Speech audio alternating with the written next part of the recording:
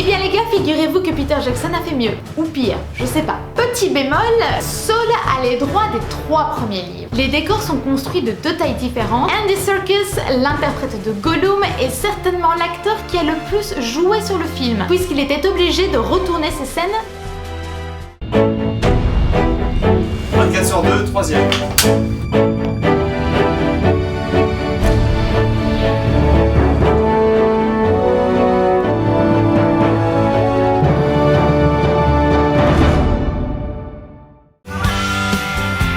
Alors qu'il est à peine âgé de 17 ans, Peter Jackson est déjà un grand fan de la trilogie du Seigneur des Anneaux. C'est en 1995 qu'il décide d'en faire une adaptation au cinéma. Influencé par les progrès numériques qu'il a vu naître autour de lui, avec notamment Jurassic Park, il se dit qu'il est à présent possible d'avoir un projet ambitieux avec énormément d'images de synthèse. Peter Jackson souhaite adapter les 4 livres en 3 films, c'est-à-dire les 3 premiers livres, soit la trilogie du Seigneur des Anneaux en 2 films, et ensuite un film complet pour Bilbo le Hobbit, soit le quadruple du travail. La première étape sera de trouver une boîte de production qui accepte de le suivre dans ce projet extrêmement ambitieux. Mais comme la majorité des très grands réalisateurs, Peter Jackson ne se laisse pas déstabiliser. Il réussit à convaincre Miramax de se lancer dans l'aventure avec lui, et avec le raid, il commence à négocier les droits des livres qui appartiennent à Sons.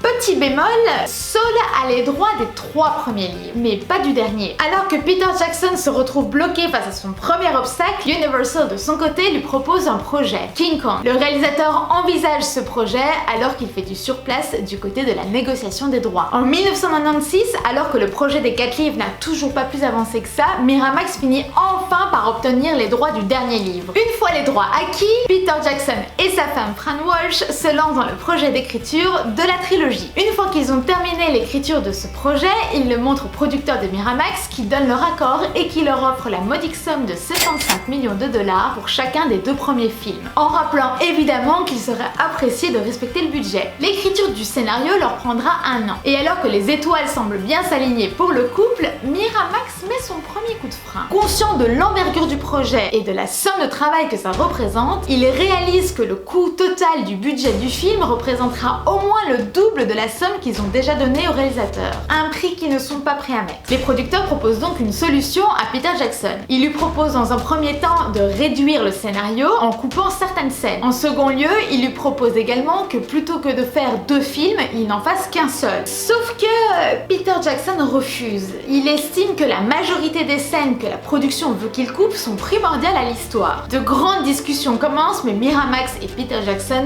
n'arrivent pas à se mettre d'accord sur une solution finale. Miramax décide donc de se retirer du projet et donne 1 mois pile à Peter Jackson pour trouver une autre boîte de production qui rachètera les droits du livre. Le compte à rebours a commencé. Peter Jackson met au point une vidéo de 35 minutes qui montre plus ou moins le résultat final que représenterait le film. Et ceci afin d'aider les futures potentielles boîtes de production à se faire une idée concrète du projet. Il a beau frapper à la porte des boîtes de production, aucune d'entre elles ne semble intéressée. Quand tout d'un coup, il propose son idée à New Line Cinema, une société de production qui a l'air non seulement intéressé par le projet, mais qui en plus lui demande pourquoi est-ce qu'il a décidé de faire seulement 2 films de la trilogie, alors que comme son nom l'indique, c'est une trilogie, et pourquoi pas faire 3 films de 3 livres. Peter Jackson et la société de production se mettent d'accord sur le projet, et le réalisateur et sa femme se remettent à l'écriture du projet afin de l'adapter en 3 scénarios. Et les amis, c'est là qu'on repart dans une aventure complètement dingue. Souvenez-vous, on avait parlé de Zemeckis et de son projet de la saga de Retour vers le futur, dont les 2 derniers épisodes de la saga avaient été tournés simultanément. Et bien les gars, figurez-vous que Peter Jackson a fait mieux, ou pire, je sais pas, puisque lui a tourné les 3 films simultanément. 3 films, 3 tournages tournés simultanément entre le 11 octobre 1999 et le 22 décembre 2000. On est dans de la folie pure et dure, mais visiblement tout à fait faisable puisque chacun des épisodes est sorti avec seulement 1 an de délai entre chacun. Je m'explique. Une fois que le tournage du premier est terminé, celui-ci part en post-production. Simultanément, le tournage du deuxième commence. Une fois que le premier est terminé et qu'il est prêt à être diffusé en salle, la post-production du deuxième commence. Tandis que le tournage du troisième commence. Une fois que la post-production du deuxième est terminée et qu'il est prêt à être diffusé en salle, la post-production du troisième commence. Et alors que Zemeckis s'amusait lui à faire des allers-retours sur son tournage pour vérifier le travail de la post-production, Peter Jackson quant à lui faisait le travail à distance. Il aura fallu pas moins de 7 équipes qui travaillaient simultanément sur 150 lieux en même temps. Autant vous dire que Peter Jackson a lui aussi passé de très courtes nuits, celles-ci ne dépassant pas plus ou moins les 4 heures de sommeil. Mais un tournage qui fut aussi éprouvant pour les acteurs que pour l'équipe, puisqu'une journée de tournage pouvait durer jusqu'à 16 heures d'affilée.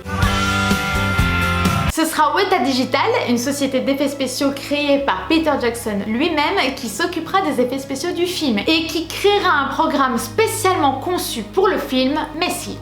Un programme qui a la particularité de donner un certain réalisme jusqu'ici encore inconnu aux personnages numériques. L'idée étant que chaque personnage créé a sa propre personnalité et sa propre façon de bouger, afin que l'on n'ait pas par exemple des clones en guise d'armée. Un programme qui permettait aux personnages d'effectuer des cascades qui auraient été extrêmement compliquées, voire impossibles à faire en réalité à cette époque-là. Le premier film comporte 540 effets spéciaux, le deuxième 799 et le troisième 1488. Sachant que ces films-là sont des versions raccourcies et que les versions longues qui sont trouvables sur les DVD représentent pour les 3 films réunis plus de 3000 effets spéciaux. Les décors sont construits de 2 tailles différentes pour donner l'illusion de la différence de taille justement entre les personnages. De cette façon, un personnage à taille humaine normale pouvait utiliser un décor à taille réduite pour donner justement cette impression d'étroitesse et inversement pour donner une impression de grandeur. Autre système plus connu, l'utilisation d'un fond bleu. Pour vous donner une idée, regardons cette scène de Frodon suivie par Gandalf. Ian McKellen,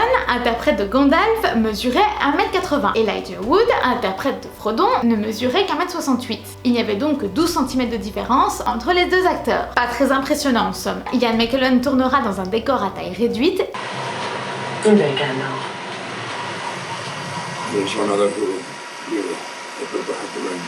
Et ensuite, Elijah Wood répétera exactement la même scène, mais lui sur fond bleu. No one knows it's here, do they?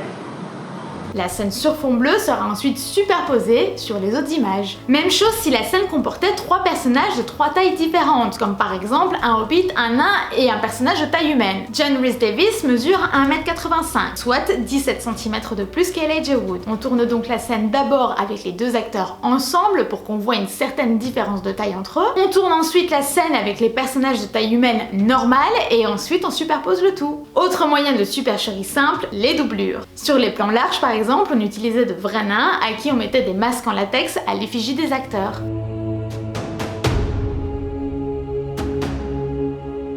Et enfin, la dernière façon de simuler une différence de taille entre les personnages était d'utiliser la perspective forcée. Autrement dit, de jouer avec la position des personnages l'un par rapport à l'autre, en mettant un personnage plus proche de l'objectif que l'autre. Andy Serkis, l'interprète de Gollum, est certainement l'acteur qui a le plus joué sur le film, puisqu'il était obligé de retourner ses scènes 3 fois. Une première fois sur le plateau avec ses collègues de jeu, où il était ensuite effacé l'image, une seconde fois en studio où il avait des récepteurs sur lui et on pouvait enfin recréer son image, et une troisième fois où on enregistrait sa voix et ses mimiques afin que Gollum ait exactement les mêmes mimiques que l'acteur.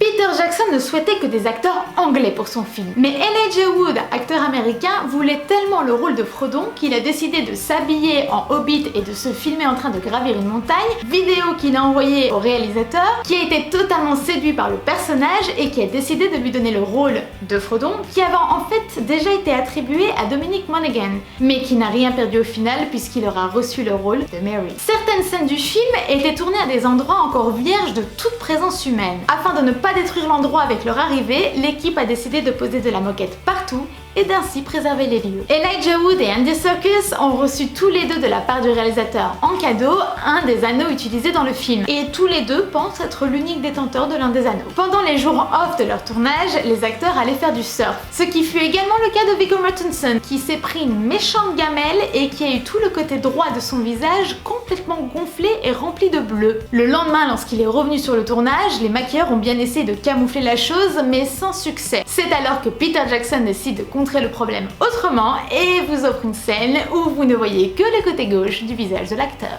Orlando Bloom a obtenu le rôle de Legolas seulement 2 jours après avoir quitté son école de théâtre. L'épisode se termine ici. N'hésitez pas à me faire vos retours sur celui-ci et à le partager s'il vous a plu. Moi je vous retrouve bientôt pour un prochain épisode. Portez-vous bien d'ici là. Je vous laisse avec le prochain duel. Allez couper. Pour ce duel, on part sur un choix un peu plus girly. Et oui, il en faut pour tous les goûts. Vous pouvez choisir cette fois-ci entre Grease ou La La Land. Comme d'habitude, mettez votre choix dans les commentaires. Le sondage termine mercredi.